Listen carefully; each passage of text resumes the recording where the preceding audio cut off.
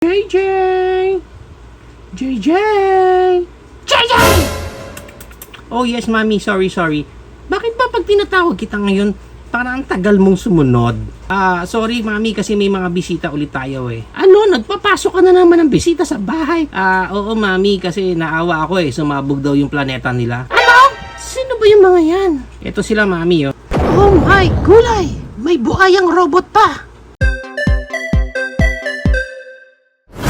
Ito nga ang toy na re-review natin for today. This is the Transformers from YOLO Park AMK Mini Series. Now before we start sa review natin, special shout out muna sa YOLO Park for sending this AMK Mini Series. And if you want to check pa yung mga ibang products ng YOLO Park, check nyo lang dyan sa baba yung description ng video natin. Nandyan yung direct link sa YOLO Park. Pag binili mo siya, ganyang klaseng packaging ang meron siya sa harap and sa likod. And sa gilid, and sa kabilang gilid, and sa ibabaw, and sa ilalim. Now, na-unbox natin siya kasama ulit itong calling card dito ni YOLO Park na kung saan nandyan yung QR nila para sa customer service after sales. And included din dito yung ating manual. And yung manual natin dito looks like para sa lahat na. Moving right along sa ating mga main figures na naka-pouch pa. Kala mo gatas ano? Kaya ito medyo maliit eh. So baka si Bumblebee yung laman nito. I don't know, hindi ko alam. So, yan, pouch na natin yan. And correct nga tayo, si Bumblebee nga yung laman. Buuhin muna natin siya. Hindi natin kailangan yung manual kasi madali naman malaman. Okay?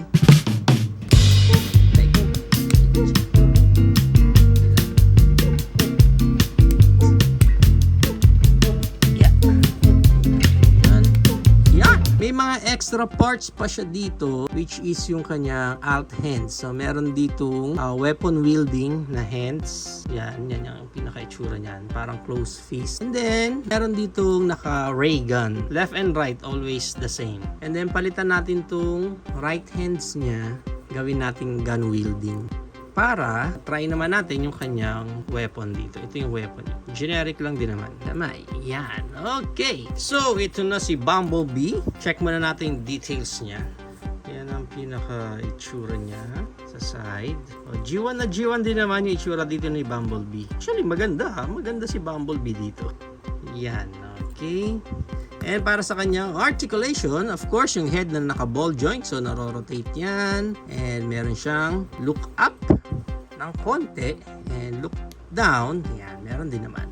Yung kanyang Creed moment with arms wide open. Yan. And then, since ball jointed yan, so naro-rotate yan. And pwede mo pang ma-angle yan. Pagdating sa biceps niya, naro-rotate yan dahil sa kinonect natin dyan. Sa elbow bend niya, yan ang kanyang elbow bend. And yung kamay, since nakakonect lang din yan, naro-rotate yan ng ganyan. Pagdating sa waist, nandito yung connection niya. So, naro-rotate mo siya ng 360. Wala nang any ab crunch. Pagdating sa tandem split. Oh, nice. Kumakuha niya yung tandem split natin. And then, yung kanyang high kick. Konti lang yung high kick kasi tumatama dito sa skirt niya. Hindi na nila ginawang articulated ito eh. Kung naangat sana tong skirt niya, mas maangat pa niya yung high kick niya. Yung back kick niya, mas mataas pa nga. Oh, kasi wala nang skirt na nakaharap. Naro-rotate din dyan sa part ng kanyang thigh. Yung knee bend niya, okay maganda yung knee bend niya dyan. Pagdating sa feet niya, ball jointed yan. So, naro-rotate mo yan sa anumang angle gusto mo. Pero, medyo masikip yung peg niya doon. Which is okay lang din naman kasi mas magiging maganda yung support niya dun sa figure mismo natin. Okay, so yan si Bumblebee. Next we have here, sino kaya ang laman nito? Oh, nice. Si Optimus Prime naman. Sige, assemble naman natin si Prime. May niya. This one, obviously, sa left shoulder yan kasi nandun yung Autobot logo.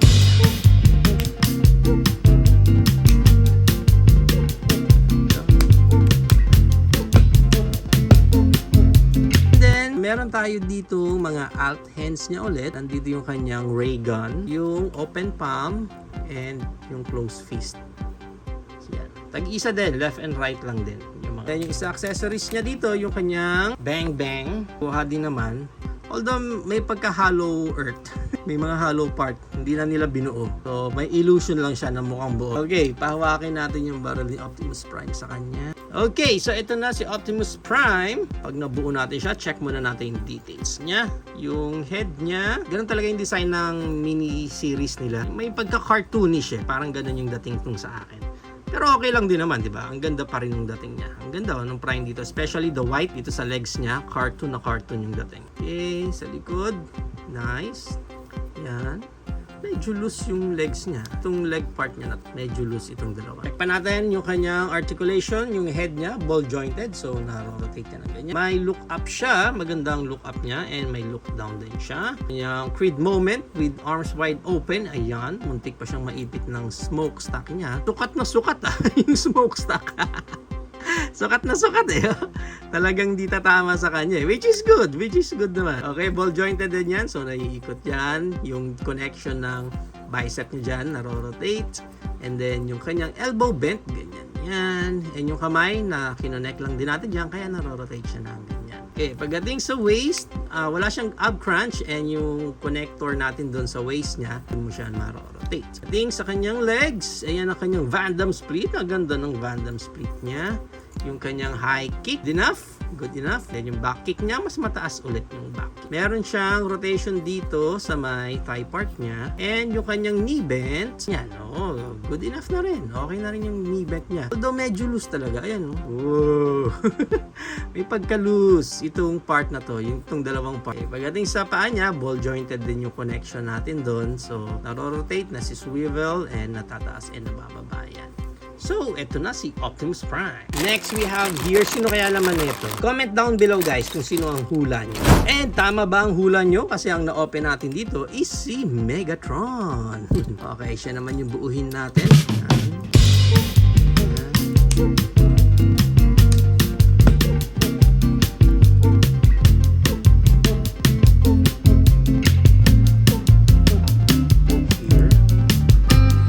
So, meron din siya mga alt hands dito. Ray gun. Yan. Meron din. Gun wielding na hands.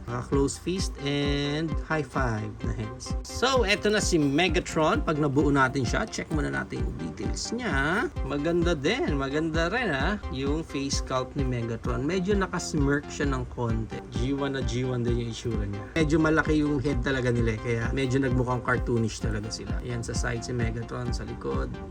Para sa articulation niya, yung head niyang ball jointed, mahirap i-rotate. Ba't mahirap i-rotate?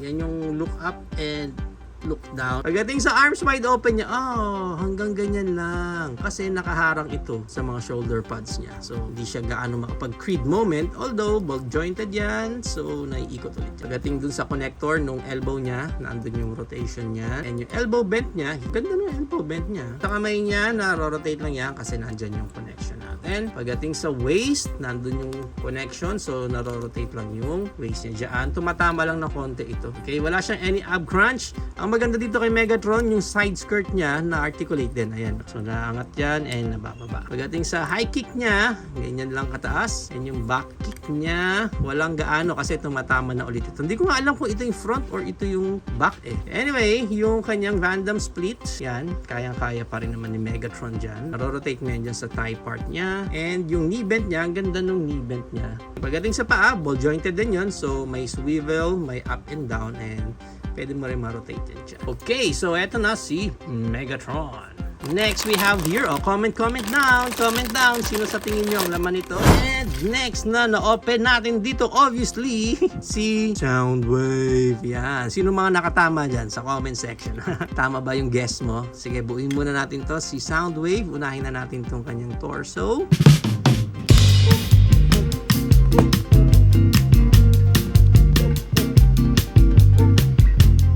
Nandito rin yung kanyang open palm na alt hands. Then, nandun nga yung kanyang ray gun and yung kanyang gun wielding na hands. And yung kanyang bang bang. Blue na blue din. Again, medyo hollow earth na. Hindi na sila nagsayang ng plastic para gawing full circle talaga yung baril niya. Wala na rin paint yung dulo. Alam ko dapat may paint pa yan na white. Okay, so ito na si Soundwave. Check natin yung kanyang details. Medyo nakukulangan lang ako sa color blue naman. Para ang nag-register sa atin is para siyang may pagka-purple na. Pero okay pa rin yung look. Bakit siya may gulong? Bakit siya may gulong?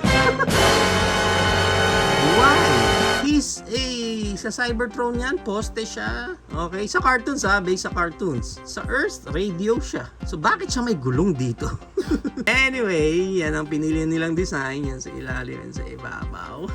Late iteration na kasi yun, nagiging sasakyan siya in anything. Head niya, ball jointed yan, pero ang hirap ulit i-rotate, masyadong masikip. Masyadong masikip talaga yung mga joints nila. Pero mo siya ma-look up and yung look down niya, meron din naman siyang. Itong shoulder cannon niya, maganda rito yan, articulated din yan. So naangat yan and nabababa ng ganyan. Sa hands niya, kaya niya ang ating Creed moment, mag-arms wide open, ball jointed yan, so naro-rotate din niya ng ganyan. Connection ng bicep niya, doon siya naro-rotate, and yung elbow bent niya, ganyan ang kanyang elbow bent, number 1. And then yung hands niya, connected lang din yan, so naro-rotate. Yung connection natin dito sa waist, na medyo masikip din, grabe yung sikip ha. Yan, naro-rotate din yan, dyan. Yan ang kanyang Van Damme split, yan, kaya niya. Yung kanyang high kick, pwede na. And yung kanyang back kick, pwede na rin. Meron siyang rotation dyan ulit sa thigh part. And yung kanyang knee bend, good. Maganda yung knee bend niya. Paa niya is naka-ball joint. So, naro-rotate, naaangat, nabababa. And may tiltage din dyan. Okay, so ito si Soundwave. Next, we have here, comment down kung sino ang guest ninyo bago natin i-unpouch. And tama ba ang hula nyo? Because we have here Starscream. So yung body niya isang buo. I was expecting na even yung wings niya tayo yung magkakabit. Buuin muna natin siya. Andito yung kanyang torso.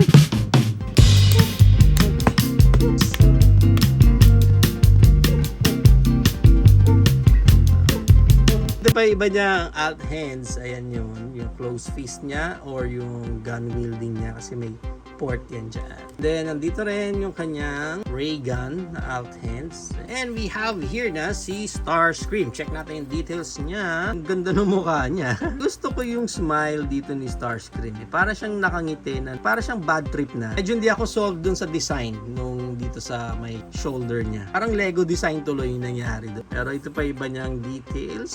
Sa front, yan, sa side, back malinis, maayos sa likod. And para sa articulation niya, yung head niya ball jointed ulit yan, pero sobrang sikip, hindi ko siya rotate. Yung look down niya may ganyan and supposed to be may look up siya. Arms wide open niya, ayan, sakto ulit, sukat na sukat yung null raise niya, hindi tumama sa ulo. And then naro-rotate niyan, medyo haharang lang yung pakpak niya sa likod kasi hindi na siya na-fold. Pero kaya pa rin naman maikot. Connection natin dyan sa bicep niya, pwede mong ma-rotate yan dyan. Pero again, ang hirap niya i-rotate. And then yung kanyang elbow bend, okay, sa hands niya, naro-rotate din yan, pero sobrang sikip ulit yung waist niya na napakasikip din. Pwede nating ma-rotate yan ng ganyan. Okay, yung kanyang Van Damme split, konti lang hindi rin siya gaano makapag Van Damme split. And then yung kanyang high kick, medyo mababa lang din. And then yung kanyang back kick. Then pagdating sa thigh niya, may rotation dyan. Sa knee bend niya, ang ganda rin yung knee bend. And then sa paa niya, ball jointed ulit. And then pwede mo maangat ng ganyan and mababa and may mga tiltage din. Actually, medyo maganda yung ball joint niya sa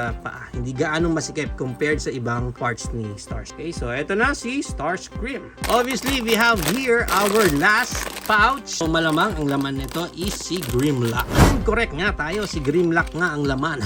And take note, yung ibang na-open natin, lahat sila naka-robot mode. Si Grimlock lang sa set na to ang naka-alt mode, which is yung kanyang dinosaur mode. Sayang nga sana ginawa na lang din nilang robot mode, yung alt mode dito ni Grimlock. Anyway, kabit muna natin mga parts niya. Obviously, this one is yung legs ni Grimmy. Okay, wala nang any accessories to si Grimlock, as in ganyan lang siya. Check natin yung itsura ni Grimlock na nawawala yung panga. Nasaan yung panga mo, Grimlock? Ayun yung panga niya. Again, more on cartoonish yung style ng mga looks nila. Kaya parang medyo punggok na medyo mas malaki yung head, yung mga feet. Kitang-kita naman sa design dito. Okay, pero yung pinaka-design nila talagang G1. Ganda, ang ganda rin naman. Okay, kuha din yung mga small details, yung mga molds nila dyan. Ang ganda Ganda. Even din naman naman yung head dito ni Grimlock. Maayos din naman. Okay, so para sa articulation ni Grimlock, yung head niya, naangat yan ng ganyan and bababa. Ang medyo awkward dito kay Grimlock, yung panga niya kasi nakahiwalay. Nakahiwalay yung jaw part niya dito sa upper part ng head niya. Supposed to be dapat doon siya naka-joint. Diba? Dito yan nakakabit. Pero sa neck siya mismo nakakabit. That's why pag ina-articulate mo yung head niya, it's either naiiwan yung panga niya or natatago yung panga niya. Yan. Para siyang bungal. Para siyang bungal si Grimlock. Wala nang any tiltage sa head. Hindi, narorotate mo lang yung connection natin dyan. Okay, yung kamay niya dito is ball jointed. So, narorotate yan. And na-angle mo pa. Pagdating sa waist, wala siyang any articulation sa waist. Paa niya, dun yung connector natin. So, narorotate lang din yung paa mo. Ganyan. Wala din any tiltage dyan. Pagdating sa knee bend ng dinosaur mode niya, ayan. Maganda rin naman yung knee bend ng dinosaur niya. Ayan, fully bent din naman. Sa paa niya, wala na rin any tiltage. Sa buntot niya, wala na rin any articulation. So, medyo limited yung articulation ng Grimlock natin. Ayan na si Grimmy. Now, para sa height ng each figure natin dito, si Starscream is around almost 5 inches. Mga 4.75. Ganun din si Shockwave. Megatron is 5 inches and si Optimus Prime 5 inches sila. Si Grimlock 4.5 lang eh. Si Bumblebee naman is around 4.25 or 4 inches. Mga ganun yung height niya. Actually, medyo alanganin ako dito sa size ni Grimlock. Supposed to be si Grimlock mas malaki siya. Whether robot mode siya or dino mode siya, dapat ganyan ang height niya kay Optimus Prime. Mas malaki siya talaga kay Optimus Prime. Dinosaur siya. And then yan, i-compare pa natin yan sa iba pa nating YOLO Park figures tulad ng ating AMK series Bumblebee, our AMK Pro series na si Optimus Prime, ang ating Hot Soldiers Optimus Prime. Malaki pa pala ang AMK Mini compared sa mga Legend scale. Ayan. Yung ating MFT Rodimus Prime, yung MFT Grimlock. Ayan, so dapat ganyan yung scale ni Grimlock, either robot or dinosaur mode. Ganyan dapat yung scale niya. Sakto siya. Yung MFT na to, so sakto dun sa mga scaling niya. Our Titans Return Beachcomber, our Core Class Optimus Prime, si Core Class Optimus Prime at si Grimlock ng Mini AMK series, sakto eh. Magka-scale sila. And our War for Cybertron Quintesson Judge. So yan ang ating height comparison. So if you are planning to buy this YOLO Park AMK mini series, ang price range niya is around 400 to 600 pesos each. Okay, so each yon. Hindi ko lang din sure kung magkano nila nire-release yung isang buong set na to. Pero kasi ang nakikita ko sa mga local toy store natin, each talaga yung bentahan. There you have it now guys. Ito na ang ating Transformers YOLO Park AMK mini series full set. What do you think of this mini series ng YOLO Park? Is it a go for you or a no for you? Whatever your thoughts, please comment it down below. But for me, to be honest, iba talaga, iba. May mga legend scale na rin ako. Actually, yun ang pinaka main ng collection ko, mga legend scale. Pero makikita nyo agad yung difference ng look, di ba? More on cartoonish side talaga itong mga YOLO Park AMK mini series nila. Okay? Kasi sa head pa lang malaki yung sukat ng head nila. Yun yung nagpapa-cartoonish talaga eh. Kita mo tong core class, mas maliit itong core class pero mas maliit din yung head ni Prime. That's why yung scaling niya dito fits well sa overall structure ng body niya. Kaya hindi siya nagmumukhang cartoonish or chibi. Comparing it lang dito na malaki talaga yung head. Kaya nagkakaroon sila ng impression na medyo cartoonish talaga. Pagdating sa articulation nila, okay sa akin yung articulation kasi may higpit, yung iba super higpit pa, yung iba parang tumobra naman sa higpit. Pero for me, mas okay yun kasi mas may higpit yung mga joints nila, yung mga ball joint, yung mga connections nila, mas ma-articulate natin sila ng mas maayos. Comparing it kung medyo loose, kasi kung loose yan, may hirapan ka ng posing yung mga figures natin na to. Pero buti na lang sa liit nila na to, higpit yung mga articulation nila, kaya kayang-kaya nilang i-balance yung sarili nila. Overall, for me, ang pinaka-favorite ko, I think I'll go for Megatron. Si Megatron, medyo hindi pa ganun ka-cartoonish yung dating niya. And also, itong si Bumblebee, kasi sumakto talaga. Sumakto yung design sa kanya. Megatron and Bumblebee ang nag-stand out sa buong set na ito. Ang pinakaayaw ko na design sa lahat dito is si Grimlock. Actually, for me, parang naligaw dito si Grimlock sa buong set na to. Naligaw siya in terms na siya lang yung naka-alt mode. Lahat sila naka-robot mode. Also, siya lang din yung naligaw ng scaling. Imagine mo, mas malaki pa si Starscream sa kanya. Halos kapantay niya lang si Bumblebee. I think mas maganda kung una, ni-robot mode na lang nila dito si Grimlock. Mas babagay siya dito sa set na to. And hopefully, maglabas pa sila ng ibang characters sa AMK miniseries nila.